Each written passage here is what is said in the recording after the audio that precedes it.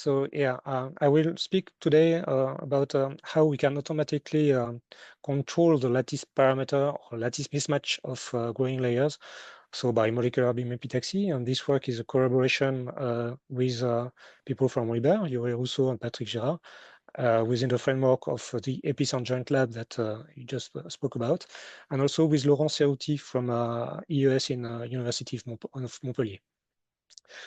So this is, yeah, I will just introduce very rapidly what curvature or stress can tell, and how you measure it. So you already said it, but I will maybe go a little bit deeper in details, and then I will show how we can use this curvature measurement tool to automatically control the curvature or the stress of a growing layer. So yeah, as you just introduced, so we are dealing with the stress, which is a pressure. And of course, we're dealing also with thin films. So there is a free surface at the surface of it, which means that, which implied that the stress is biaxial, meaning that it's in the plane of the film. And of course, as you said, if the substrate is sufficiently thin, then it can curve due to the stress of the film on top of it. And we define the curvature as the inverse of the radius of curvature. So the curvature unit will be in meters -1. And usually there are three stress components which are distinguished. There is first the extrinsic stress, which is the external loading that you can imply into your wafer. And what I will show you today, so I'm dealing with AMB growth on this AMB 412 reverse system, where our samples, so it's 3-5 semiconductor samples, are held by a molybdenum block, but they are not, the wafer is not clamped, meaning that it's free to expand and the flux are coming from below. And during all what I will show you, the wafer is rotating, of course, during all the growth I will show you. So there is no extrinsic stress in our layer, hopefully. And then the second component will be the intrinsic stress, which is a stress that you actually introduce during the MB process, which can come from lattice mismatch, of course, of different materials going on top of each other, different growth modes, like we will see with quantum dots, relaxation, surface or interface stress. You can also see incorporation or desorption of impurities, phase transformation, like in gallium arsenide bismuth, for instance. And I will focus here on the main stress source when you're growing, which is the lattice mismatch. As we've just seen, if the lattice constant of the film is smaller than which of the substrate, then the film will be in tensile state. And if the film lattice constant is larger than what of the substrate, then you will be in compressive state. And you will see that the radius of curvature will be of opposite sign. So you got a bowing of the whole system wafer plus film, and as Roman just told us, this is well accounted for by this phenomenological Stoney equation, which is quite old. It's from 1909, and which states that the curvature, which is the inverse of the radius of curvature, is proportional to the stress in the film, to the film thickness, and inversely proportional to the biaxial modulus of the substrate, and also inversely proportional to the square of the thickness of the substrate. Meaning that if you have a very thin substrate, the curvature change will be larger for the same stress. So what happens when you grow a standard system of an IGAS layer on a gallium arsenide substrate? So we always define the shape of the wafer, which is never flat at the beginning of the growth, but we define it at the zero curvature. And we'll look at the change in curvature implied by the growth. And so if the lattice constant of the film is larger, then the curvature should go up. And if the lattice constant of the film is larger than one of the substrates, then the curvature should go down. So when you grow gallium arsenide on gallium arsenide, there is no stress in the film because it's the same material and there is no change in curvature, of course. And then if you open your aluminum cell and you grow an alloy, aluminum gallium arsenide, then aluminum arsenide has a slightly larger lattice constant than gallium arsenide, which is also true at growth temperature. The lattice mismatch between the two aluminum arsenide and gallium arsenide is lower than the one at room temperature, but nevertheless, there is still a small lattice mismatch, and you can see a change in curvature that will linearly increase as the thickness of the film will increase, which of course is coming from this, which is well accounted for by this Stoney equation. The stress of the film is constant in this film, and of course the substrate is the same, so the curvature is proportional to the film thickness. And out of the slope, you can deduce, if you know the growth rate of your gallium arsenide cell or your gallium cell, then you can deduce the stress, and knowing the growth rate of gallium arsenide, you can also deduce the growth rate of aluminum arsenide. So as a summary, for homogeneous film at constant temperature, the growth leads to a linear variation of the curvature with the film thickness.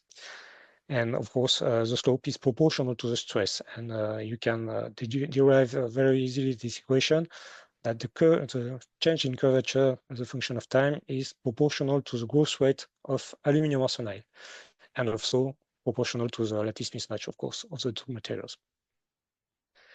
Of course, if the variation of curvature is linear if everything goes well, but if there is some plastic relaxation, then it's not linear anymore, and you can see it during the growth. As in this example, when we grew with Kevin Luan, gallium, arsenic, bismuth, antimony, sorry, in this tunnel junction, and you see here a plastic relaxation, and which is well seen where you grow gallium arsenide on top of this relaxed layer, then the gallium arsenide will be in tensile state afterwards.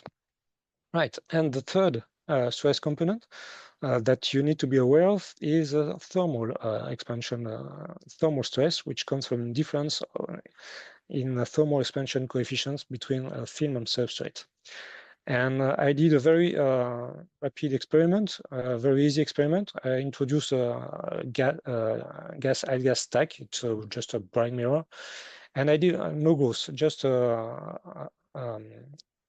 temperature cycle. I just raised up the temperature to a thermocouple temperature of 800, and then go down back to room temperature, and followed the curvature here, and also the bondage thermometry temperature in red here. And you see that the curvature follows very nicely the temperature as recorded by the bondage thermometry. That is that, and this curvature is quite huge, about 50 kilometer minus 1. So meaning that if you change the temperature, of course, there will be some change in curvature also. So how we measure it? Of course, we are speaking about a Z-curve, which is based on magnification inferred curvature. So as Roman told, this comes from we measured the virtual image of an object, which is well known for spherical mirror, for instance, when you can derive the curvature of the mirror as a function of the magnification, which is a ratio of the distance in the virtual image over a distance in the object. Of course, in the real system, we can't measure directly the magnification factor because we use a camera, and this is the object here, as Rona said, which is a matrix of dots, of bright spots, and the camera measured the distance between these spots, so a change in magnification, and so the magnification measured by the camera, it's from this, you can deduce also the curvature, but you need to apply this geometrical factor, which accounts for the distance between this object to the wafer and the lens to the wafer also, which you need to take into account.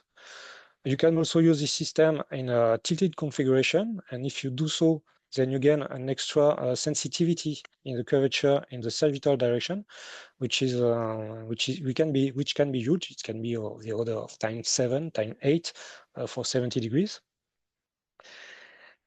And so that's for the theory. And now I will show you how we can use this curvature to automatically control the stress inside the layer.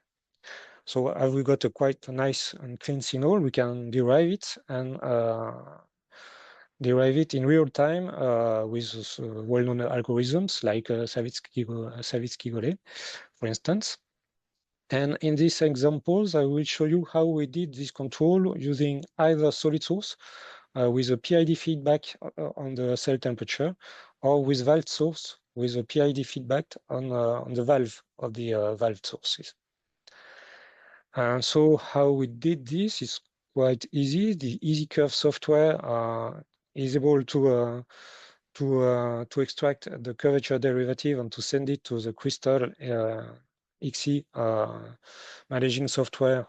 This is which is a software which is managing the MB chamber, and just wrote a PID loop script inside the software, and so which take as an input the derivative of the curvature, and the output being the set point of the cell. So as an example here, we will go some indium gallium arsenide on indium phosphide. Indium gallium arsenide with 53% of indium should be lattice matched to indium phosphide. If there is too much indium, then the lattice constant is smaller.